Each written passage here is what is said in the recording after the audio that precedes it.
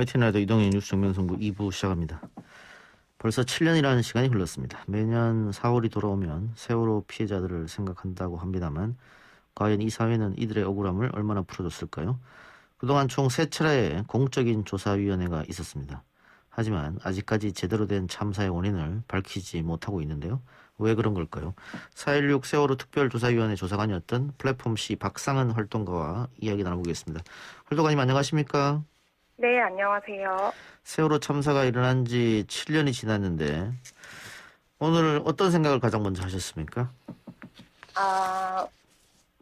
다시 왔구나, 4월 16일이 이런 생각을 했습니다. 또 돌아왔구나, 이런 생각을 일어나자마자 하게 됐죠. 예. 세월호 관련해서 공적인 조사위원회가 총 3번 꾸려졌죠? 네. 예. 뒤에서 자세히 이야기 나누겠습니다만 일단 활동가님께서 보기에 3번의 조사위가 꾸려지고 7년이라는 세월이 지났음에도 진상규명이 제대로 되지 않은 이유는 어디에 있다고 보십니까? 이게 이제 복잡한 문제긴 한데 한마디로 말하기가 어렵긴 하지만 굳이 뽑자면은 조사위원회가 자기 목표, 조사 방향 이런 것들을 제대로 설정하지 못했기 때문이 아닌가 이렇게 생각을 하고 있습니다. 예. 유족들은 아마 그 문재인 정권이 들어서면 제대로 된 조사, 그래서 원인이 밝혀지지 않을까 기대를 많이 했을 텐데. 네, 그렇죠. 시간이 많이 흘렀음에도 문재인 정권 들어서고 나서도 밝혀지지 않아서 굉장히 좀 허탈해 하실 것 같아요? 네, 그렇죠. 지금 그 정보가 바뀌면은 많은 게 밝혀질 거라고 생각했는데 그 기대가 별로 충족이 되고 있지는 않은 것 같습니다. 예. 그 첫 번째 특조위는 출범까지도 굉장히 오래 걸렸고 우여곡절 끝에 출범했습니다만 결과는 제대로 내어놓지 못했는데. 네. 활동가께서 이렇게 평가하셨더라고요. 제대로 된 평가 작업을 하지 못한 채 활동이 강제 종료됐다. 강제 종료는 특조위 자신의 무책임한 선택과 역량 부족의 일종의 면죄부가 됐다. 어떤 부분에 대한 반성일까요?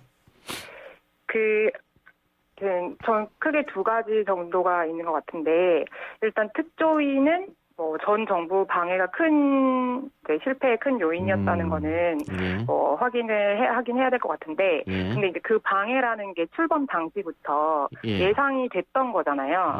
근데 그러면 그런 상황에서 이런 방해가 있지만 성과를 내려면 그에 맞는 계획을 어떻게 세워야 되냐, 이런 거를 제대로 했어야 될 때, 조사위원회가 스스로 조사 계획을 세운 게 아니라 신청 사건이라고 해서 피해자분들한테 조사 사항을 신청받아서 계획을 세웠거든요. 그러니까 원래는 조사위원회가 져야 될 책임을 피해자분들께 떠넘긴 셈인 거고, 그러다 보니까 이제 가설이 없이 중구난방 조사를 하게 된 게 이제 하나 있고, 또 하나는 특조위가 처음 이제 출범을 할 때 꼭 개인에 대한 법적 처벌 말고 사회 구조적인 원인 규명을 하고 안전사회로 가야 된다. 이런 요청이 있지 않았습니까? 근데 이제 그러려면 사회 구조적인 조사를 해야 되잖아요.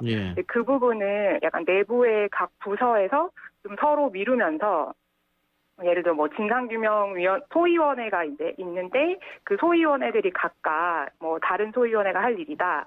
혹은 우리는 조사가 아니라 정책 대안을 마련하면 된다. 이런 방식으로 하면서 그런 조사를 하지 못한 것. 그래서 신청 사건을 받아서 조사한 것과 사회 구조적 원인 조사를 하지 못한 것. 저는 이 2 부분이 제일 평가를 해야 되는 지점이 아닌가 생각합니다. 세월호 특별조사위원회 방금 말씀하신 것처럼 전 정부의 방해는 예상되었던 거니까요. 그런데 새로운 정부가 나와도 결과는 달라지지 않았다. 문제는 이거 같은데 일단 선체 조사위원회가 출범했는데 역시 침몰 원인에 대한 결론을 내지 못했거든요. 네네, 그렇죠. 그 부분은 어떻게 보세요? 일단은 그게 보고서가 2개 안으로 나와서 결론을 이제 못 낸 건데, 일단 그런 방식으로 한 게 일단 이제 조사위원회로서는 좀 무책임하다는 생각이 들고, 근데 이제 그게 이제 내용을 들여다보면은 실은 그 2개가 굉장히 비슷합니다. 내용이 비슷하고, 이제 한쪽 안을 좀 비판하는 방식으로 2 가설이 대립되는 게 아니라 이렇게 쓰여져 있는데, 아무튼 이 2개가 갈라져 나왔기 때문에 공통적으로, 그러니까 일치하는 80% 정도가 일치하거든요. 근데 그 공통적으로 규명된 것조차 사람들에게 이제 알려지지 못했다는 거고, 예를 들어서 굉장히 세월호가 빨리 침몰을 했는데 그게 수밀문이 열려 있었기 때문이다. 그리고 뭐 증개축을 할 때 그 전 조사보다 훨씬 그 검찰이나 감사원이 조사한 것보다 무게중심이 올라갔다 이런 거는 이제 양쪽에서 다 그 사실로 인정을 한 거거든요. 근데 예. 그런 부분이 전혀 이제 안 알려지고 그러니까 사람들은 계속 조사를 하는데 왜 하나도 더 밝혀진 게 없냐 이런 방식으로 반응을 하시게 되고 뭐 그래서 이제 그러면 왜 계속 조사하냐 이렇게 밝혀지는 것도 없는데 이렇게 되잖아요. 그렇게 되죠. 예. 네, 중간에 이런 중요한 부분들이 배를 인양했기 때문에 밝혀졌다 이런 거를 잘 알렸어야 되는데 두 개 안으로 나오면서 결론이 안 났다 이런 것만 알려지고 제대로 조사된 부분들이 안 알려진 게 제일 큰 문제였습니다. 예. 예, 마지막으로는 사회적 참사 특별조사위원회 지난해 12월 종료 예정이었습니다만 6개월 연장됐습니다. 네네. 그 지금까지 활동 어떻게 평가하시는지 그리고 아쉬운 점이 있다면 어떤 게 있었을까요? 저는 사참위는 외부인이기 때문에 저도 사참위가 기자회견을 하거나 한 정도만 알고 있는데 제일 좀 우려스러운 게 검찰에 계속 수사 의뢰를 하는 방식으로 조사 결과가 발표가 되거든요. 근데 그렇게 되면 검찰이나 법원이 이런 진실의 최종 판단자가 되는 게 아니냐.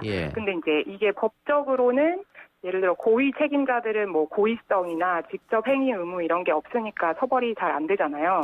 근데 그것과 별개로 법적 책임과는 별개로 이게 이제 참사의 진실이다라는 거를 조사위원회가 권위 있게 선언을 해줘야 되는데 자꾸 좀 이제 검찰의 공을 좀 넘기는 게 아닌가 그 부분들이 좀 걱정이 되고 네 그렇습니다. 그 부분이 저는 제일 아쉽네요. 네. 방금 말씀하셨듯이 검찰 수사가 종료가 됐는데 수사외와 불법 사찰 전부 무혐의 했단 말이죠?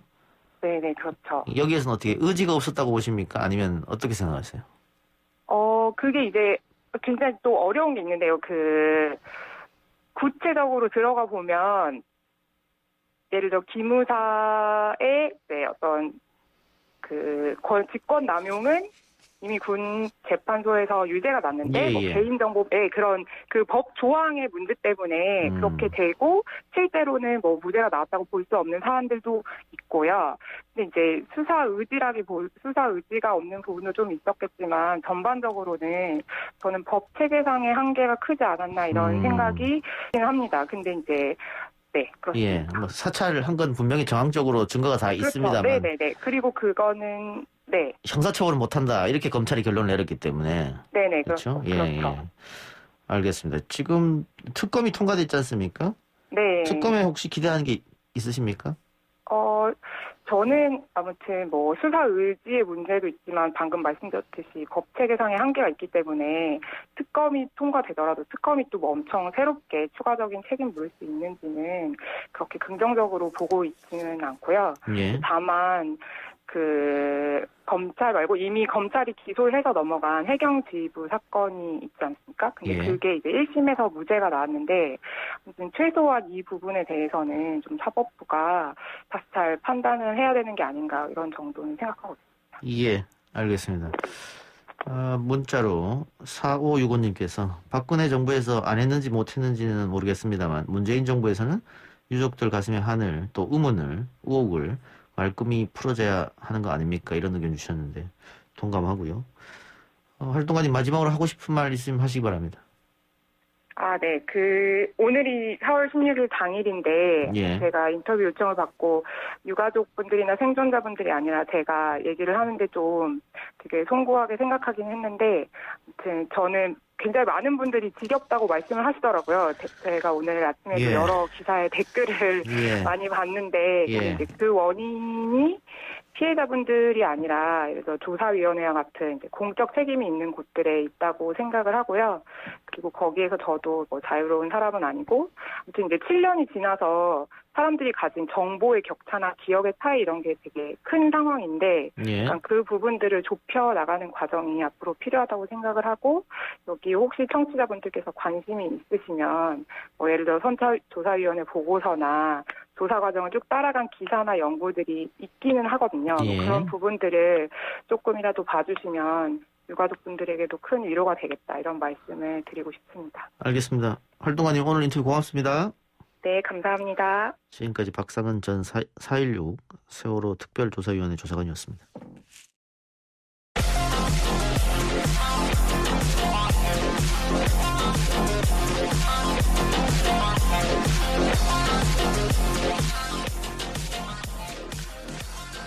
새로운 뉴스들 언박싱은 기자 언박싱. 오늘은 오마이뉴스 박정호 기자와 함께합니다. 박 기자님.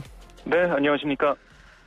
오늘이 4월 16일 세월호 참사 7주기가 됐는데요. 많은 분들이 추모를 하셨고 기억식도 거행이 됐습니까? 그렇습니다. 오후 3시 경기 안산시 화랑유원지에선 유가족과 정부 관계자, 여야 정치인, 일반 시민 등이 참석한 가운데 7주기 기억식이 진행됐는데요. 정세균 국무총리는 영상 메시지를 통해 정부는 반드시 세월호 참사의 진실을 규명하고 책임을 물을 것이다라고 밝혔고요. 예. 이재명 경기지사도 추도사에서 다시는 국가가 국민의 생명과 안전을 저버리지 않도록 안전한 세상을 만드는 그날까지 한 발 한 발 나아가야 한다. 그게 살아남은 우리의 숙제다라고 강조했습니다. 그리고 수진 아빠 김종기 4.16 세월호 참사 가족협의회 운영위원장은 예. 문재인 정부의 진상규명 약속 이행과 진상규명을 위한 성역 없는 새로운 수사를 요구를 했고요. 특히 국민의힘 지도부가 4.16 세월호 참사 가족협의회와 정부가 주관하는 추모식에 5년 만에 참석하기도 했습니다. 그리고 이보다 앞서 오전 10시 30분 세월호가 침몰한 전남 진도군 동고차도 인근 해역에서는 유가족 22명이 목포 해경이 준비한 경비함을 타고 선상 추모식을 진행했습니다. 이 자리에서 호진 아빠 단원고 가족협의회 대변인 이용기 씨는 추모사에서 오늘은 특별한 게 우리 아이들이 수학여행을 갔던 요일도 겹치고 날씨도 사고 난 날과 비슷하다. 목이 매지 않을 수 없다. 이렇게 말을 했습니다. 또한 비슷한 시각 인천 가족공원 추모관에서는 4.16재단이 주최한 세월호 일반인 희생자 추모식이 열렸습니다. 예, 말씀하신 것처럼 야당은 새누리당 시절이죠. 2016년 2주기 추모식에 당시 원내대표가 참석한 이후에 지난해까지 4년 동안 불참했었단 말이죠. 그렇습니다. 5년 만에 다시 의원들이 참석한 이유는 어떤 겁니까? 이 대변인 측에 좀 물어봤더니요. 예. 국민의힘이 좀 달라진 모습을 보여드리는 의미다라고 얘기를 했습니다. 예. 네, 여러 가지 포석이 깔린 거겠죠. 예. 그동안 비호감 정당 조사하면 늘 1위 했었고 아마 그런 게 있었지 않나 싶고 또 끊임없이 그냥 단순한 교통사고일 뿐이다 이렇게 말한 분들도 그렇습니다. 계셔서 네. 그런 의미에서 아마 참석한 게 아닌가 싶고. 알겠습니다. 코로나19 상황 짚어주시죠. 네, 오늘 영치 기준으로 지역 발생이 652명, 해외 예비 21명으로 총 673명의 신규 확진자가 발생을 했는데요. 이틀째 600명대 후반을 나타내고 있습니다. 최근 들어 전국적으로 이제 가족, 지인 모임, 식당, 어린이집, 교회 거의 모든 일상 공간에서 집단 발병 사례가 확인되고 있고요. 예. 또 숨은 감염이 지역사회에 넓게 퍼져 있어서 확진자는 당분간 더 늘어날 가능성이 높다 이렇게 당국은 보고 있는데 예. 몇 가지 사례 소개해드리면 전국 과천청사 법무부에서 첫 확진자가 나와서 이 법무부 공간 전체가 폐쇄가 됐고요. 예. 1차 접촉자들이 격리가 된 상황입니다. 예. 또 광주 서구 소재 홀덤펍에서는 종사자 6명이 잇따라 양성 판정을 받았고 예. 울산 북구 소재 한 중학교에서는 총 10명의 확진자가 나왔습니다. 예. 그리고 부산 유흥주점 관련 확진자 10명이 더 늘어서 누적 466명까지 불어났습니다. 예. 지금 민주당의 이계호 의원이 또 확진이 됐던데 그렇습니다. 국회의원 의원이 처음인 것 같은데 예. 이게 지금 관련해서 이계호 의원 지역 사무소 관련 확진자가 13명까지 늘었다는 보도가 있었거든요. 이게 그 정치인이기 때문에 행사에 많이 참석하고 그렇습니다. 이러기 때문에 확진자가 더 늘어날 가능성도 있다. 예, 우려가 지금 되는 상황이네요. 광주에서도 이계호 의원이 참석했던 행사 예. 관련해서 역학조사를 진행 중이에요. 예. 그 결과에 따라서 확진자가 더 늘어날 가능성이 커 보입니다. 지금 현재 시각이 오후 6시 36분인데 실시간 코로나 확진자는 408명이거든요, 지금. 그러면 역시 500명대 후반이나 600명대가 되지 않을까. 오늘도 역시 좀처럼 줄어들지 않아서 걱정인데 이 확진자 확산세가 지금 이어지고 있기 때문에 사회적 거리두기를 강화해야 되지 않느냐 이런 이야기도 있는 반면에 이제 더 이상 버틸 힘이 없다. 자영업자들이. 그렇기 때문에 정부에서도 함부로 사회적 거리두기를 강화할 수는 없을 것이다. 이런 말도 있는데 지금 어떻게 보세요? 네, 아마 후자의 가능성이 좀 커 보여요. 예. 오늘 이 방역당국의 얘기를 들어보면 현재 환자 추세가 아직 급증하는 상황 아니라고 좀 보고 있습니다. 예. 그러니까 선제적 거리두기 거상 조치가 필요하다 이런 지적은 꾸준히 나오고 있었는데 예. 의료적 대응 상황과 요양병원 시설에서 예방접종 등을 전반적으로 고려한 이 거리두기 단계 조정이 검토되고 있다고 오늘 설명을 했거든요. 예. 그 말은 아무래도 이제 방역을 조이게 되면 경제적인 면에서 민생적인 면에서 어렵기 때문에 지금 뭐 병상 문제라든지 백신 접종을 통한 이 고위험군이 좀 줄어들고 있다 이런 판단을 좀 하고 있는 것 같아요. 예. 그래서 물론 지금 환자 수가 급격하게 증가를 하게 된다면 격상을 할 수밖에 없는 상황이지만 지금은 우선은 계속 좀 지켜본다는 그런 모습을 좀 보고 있고요. 그러면서도 이 다음 주 중에 뭐 또다시 전반적으로 환자 수가 늘어날 가능성도 있기 때문에 예. 최대한 이번 주말에 특히 수도권과 부산 이런 대도시 지역 주민들은 불필요한 모임을 좀 피해달라 이런 당부가 있었습니다. 예, 알겠습니다. 정부가 이재명 경기도지사가 독자적인 백신 도입 구상한 것에 대해서 불가 입장을 내놨습니다. 네, 오늘 손영래 중앙서울수본부 사회전략단장 정례 브리핑에 나섰는데요.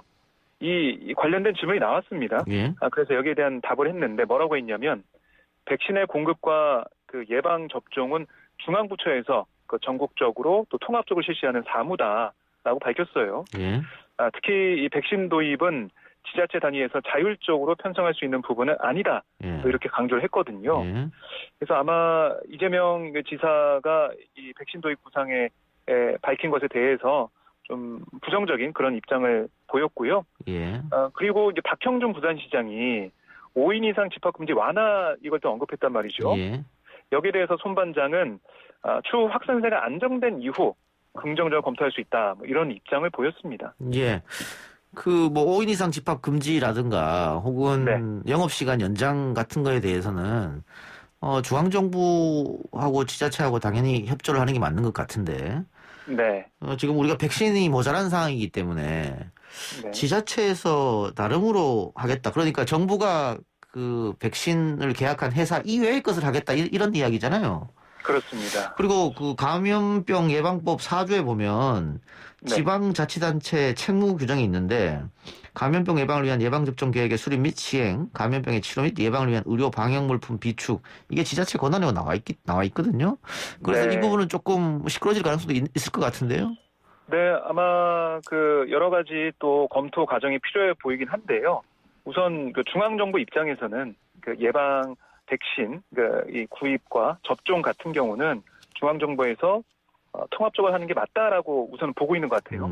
하지만 말씀하신 것처럼 그런 논란의 좀 여지가 있기 때문에 좀 더 검토하는 과정이 필요하고 앞으로 있지 않을까 그렇게 판단됩니다. 예. 여론은 또 어떻게 움직일지 좀 지켜보고요. 네, 그렇습니다. 문재인 대통령이 정세균 국무총리 후임으로 김부겸 전 행정안전부 장관을 지명하는 등 5개 부처에서 개각을 단행했습니다. 그렇습니다. 김부겸 총리 후보자를 비롯해서 부동산 정책을 책임지는 국토부 장관에는 노형욱 전 국무조정실장이 또 산자부 장관에는 문승욱 국무조정실 2차장이 또 과기부 장관에는 임혜숙 국가과학기술연구회 이사장이 각각 내정이 됐고요. 예. 또 노동부 장관에는 안경덕 경제사회노동위원회 상임위원이 해수부 장관에는 박준영 현 차관이 발탁이 됐습니다. 가장 좀 주목되는 부분이 이른바 뭐 비주류의 좀 전진 배치다 뭐 이런 얘기가 좀 나오고 있는데요. 예. 김부겸 후보자 같은 경우는 사실 이 통합 이미지, 화합 이미지를 노려서 이렇게 발탁을 했다라고 좀 보여지는데 예. 어쨌든 이 비주류에 있던 김부겸 후보자 대구 경북 TK 인사기 때문에 전격 발탁된 게 여러 가지 의미로 봤을 때 인적 쇄신을 통해서 국정 동력을 좀 확보하고 앞으로 좀 더 소통하는, 좀 화합하는 그런 이미지를 좀 만들려는 그런 청와대의 고심이 좀 느껴지는 그런 인사라고 볼 수가 있겠습니다. 그런데 이번 그 개각을 보니까 대부분이 관료 출신으로 승진한 케이스더라고요. 뭐 이유가 있을까요? 지난번 개각 때는 정치인들이 대거 들어갔었는데. 네. 그러니까 뭐 정치인들, 특히 이제 여권 정치인들이 많이 들어가서 뭐 야당에서 많이 비판 좀 했었는데 우선 첫 번째로는 이 정치인을 좀 배제함으로써 이게 뭐 정치적 논란이나 아니면은 특히 뭐 여권 인사만 편애한다 여기에 논란이 좀 벗어나고 싶다라는 아무래도 뭐 그런 그 업무적 성과나 다른 이유도 있겠지만 그런 여권 출신의 인사라고 하면 언론을 비롯해서 야권에서는 우선 비판하고 보거든요. 그런 거 좀 피하는 모습. 또 한 가지는 이제 국정 후반기이기 때문에 안정적인 국정 운영 또 성과를 내는 그런 차원에서 좀 실무를 잘하는 일을 해왔던 그런 인사를 전진 배치한 것으로 보입니다. 예, 이철희 전 의원이 정무수석에 내정됐습니다. 네, 그렇습니다. 최재성 정무수석 후임에 이철희 전 의원이 임명이 됐는데 이철희 수석은 사실 특히 비노무현, 문재인 진영 인사로 분류돼서 사실 이게 인사가 나기 전까지도 검토는 하고 있지만 잘 모르겠다라고 제가 알아봤을 때는 그렇게 좀 얘기를 했었거든요. 예. 유력은 하지만은 끝까지 봐야 된다라고 했는데 예. 우선 이렇게 발탁이 됐고 이 청와대 참모진은 대통령과 함께하기 때문에 이철희 수석의 발탁은 좀 파격 인사다라는 평가를 할 수가 있겠습니다. 강민석 대변인 말씀 들어보니까 국회와의 상생과 협치를 이끌 것으로 기대한다 이렇게 밝혔고요. 그리고 또 사회수석에는 이태한 국민건강보험공단 상임감사를 내정했고 또 강민석 청와대 대변인을 교체하는데요. 후임에 박경미 교육비서관을 기용을 했습니다. 그리고 법무비서관에는 서상범 현 법무비서관실 선임행정관을 승진 발탁을 했고요. 이번 개편에서 눈에 띄는 게 방역기획관을 신설했어요. 그래서 대한예방의학회 코로나19 대책위원회 위원장인 김오란 교수를 발탁을 했습니다. 예. 최재성 정무수석은 정세균 캠프로 가지 않겠느냐 이런 얘기도 있습니다만은 그것도 지켜봐야 될 것 같고요. 민주당 새 원내대표에는 윤호중 의원이 선출됐습니다. 네, 윤 의원이 1차 투표에서 169표, 이 가운데 과반 이상인 104표를 획득을 했어요. 결선 투표 없이 바로 당선이 됐는데요. 경쟁자였던 박완조 의원은 65표를 얻었습니다. 윤 원내대표는 당선 이후 기자들과 만나서 뭐라고 했냐면 당이 철저히 반성하고 혁신해서 유능한 개혁정당이라는 민주당이 되도록 최선을 다하겠다라고 강조를 했고 앞으로 야당과도 대화 타협을 통해서 협력적 의회를 만들어가는데 노력하겠다라고 말을 했습니다. 야당에 대해서 대화를 토대로 협력을 모색하되 하지만 필요할 때는 다수결의 원칙에 따라 결정하는 강경 기조, 그동안 보여줬던 그런 기조를 이어질 가능성이 있는데요. 아마 그런 것들을 다 포함해서 이 야당과 협력하겠다는 걸로 보이고 그리고 민주당이 독식하고 있는, 그러니까 다 가지고 있는 상임위원장 재배부 문제에 대해서도 윤 원내대표는 협상 권한이 없다면서 반대 입장을 그동안 표현한 바 있습니다. 그리고 투표 전 윤 원내대표의 정견 발표 잠깐 소개해드리면 개혁의 바퀴를 여기서 멈춰서는 안 된다라고 얘기하면서 속도 조절, 다음에 하자 이런 말은 핑계일 뿐이다. 지금 개혁하자면 언제 하겠느냐라고 말을 했고요. 그러면서 검찰개혁, 언론개혁, 많은 국민들께서 염원하는 개혁 입법을 흔들리지 않고 중단 없이 추진하겠다라고 강조를 했습니다. 예, 알겠습니다. 택배 차량 지상도로 진입을 전면 금지한 서울 강동구 한 대단지 아파트에서 택배기사들이 세대별 발송을 다시 하기로 했다고 하는데 어떻게 된 겁니까? 이 택배 노조가 지난 1일부터 시작된 이 아파트의 지상 출입 금지 조치에 맞서서 그저께부터 세대별 배송을 멈췄습니다. 예. 아파트 단지 앞에 택배 상자를 쌓아둔 다음에 입주민들이 찾아가도록 안내를 했는데요. 근데 이게 난리가 났다고 해요. 이 행동에 동참한 택배 기사들에게 일부 입주민들이 항의 전화, 문자 메시지 이걸 막 보냈다고 합니다. 예. 그래서 기사들이 정신적 고통을 호소하고 있다라고 전해지고 있는데요. 그래서 택배 노조 입장은 뭐냐면 해당 조합원을 보호하는 게 가장 중요하다고 판단했다는 겁니다. 예. 그래서 조합원들의 마음을 추스르고 더 많은 노동자가 동참할 수 있도록 설득해서 더 큰 행동에 나서겠다 이렇게 밝혔어요. 예. 그리고 오늘부터 시민사회단체와 함께 이 아파트 앞에서 무기한 농성과 촛불 집회를 열고 공정과 정의를 염원하는 국민들의 동참을 이끌어내겠다라고 강조를 했고요. 택배사를 향해서도 즉시 해당 아파트를 배송 불가 구역으로 지정하고 구체적 대책을 마련하라고 촉구를 했거든요. 이 택배 노조는 18일 긴급 중앙집행위원 회의와 25일 대의원 대회를 열어서 향후 투쟁 방안 결정할 방침인데 이 세대별 이 배송을 하지만 오늘도 보니까 이 손수레에 택배를 담아서 배송을 하는데 이게 너무나 힘들어 보였고요. 그리고 이 저상 차량을 이용하라고 하는 주장에서 하고 있지 않습니까? 높이가 낮아가지고 지하철이 못 들어가가지고 저상 차량을 바꾸라고 하는 건데 그게 낮기 때문에 이 택배 기사분들이 거기 들어와서 짐을 내리거나 할 때는 계속 허리를 굽혀야 됩니다. 그럼 그 아파트 때문에 차량을 바꿀 수는 없잖아요. 그렇습니다. 그걸 아파트에서 차량 바꾸라고 돈을 주는 것도 아니에요. 지금 택배 기사들한테 입주민들이 보낸 문자를 보면 손해배상 청구하겠다. 네네. 참 못됐다. 뭐 이런 등등 분실되면 책임질 거냐 이렇게 문자 폭탄을 보냈다고 하는데 그 아파트에서 결정한 일이고 그게 택배 기사분들 대해서는 그걸 방금 말씀하신 건 손수레로 다시 일일이 다 하면 굉장히 오랜 시간이 걸리잖아요. 그렇습니다. 이건 그냥 아파트에서 다시 한번 논의를 하든가 해야지 이거 택배 기사들한테 너무 책임을 떠넘기는 게 아닌가 싶은데요.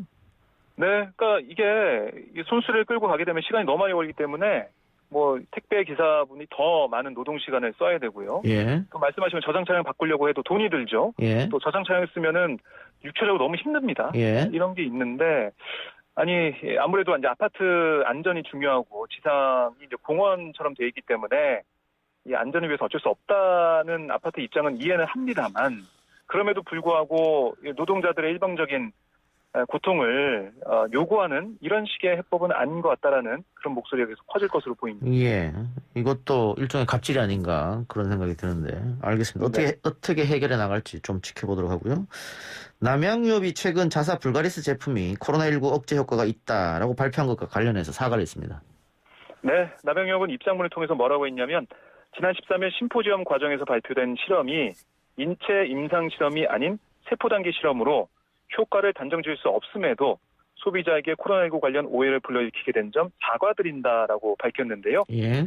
하지만 남양유업은 또 뭐라고 했냐면 세포 실험 단계에서는 한국의과연구원 연구 결과 이 불가리스 인플루엔자 이 H1N1 99.99% 저감 결과가 있었고 예. 충남대 수의학과 보건연구실 연구에서는 코로나19 77.78% 저감 연구 결과가 있었다. 다시 한번 주장을 했습니다. 그러면서 남양유업은 이번 세포 실험 단계 성과를 토대로 동물과 임상 실험 등을 통해 발효유에 대한 효능과 가치를 확인해 나가며 앞으로 국민 건강 증진에 기여할 수 있는 제품 연구와 개발에 노력할 수 약속드린다라고 덧붙였거든요. 예. 그러니까 뭐 사과는 한 것 같은데 자신들이 내놓은 이 심포지엄 결과 이거는 뭐 효과가 있고 앞으로 이제 임상 실험 하게 된다면 효과 확인할 수 있다. 뭐 이런 취지의 그런 입장문을 읽힙니다. 아니 이게 그리고 네. 인체 실험까지 가려면 엄청난 시간이 필요한 건데 지금 이렇게 발표하는 바람에 그 제품에 대해서 품귀 현상이 일어나고 특히 주가가 굉장히 뛰었단 말이죠. 그렇습니다.